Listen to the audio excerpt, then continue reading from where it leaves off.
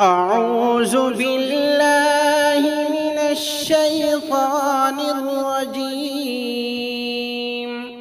بسم الله الرحمن الرحيم. وإن يمسسك الله بضر فلا كاشف له إلا هو، وإن يمسسك بخير فهو على كل شيء قدير، وهو القاهر فوق عباده، وهو الحكيم الخبير.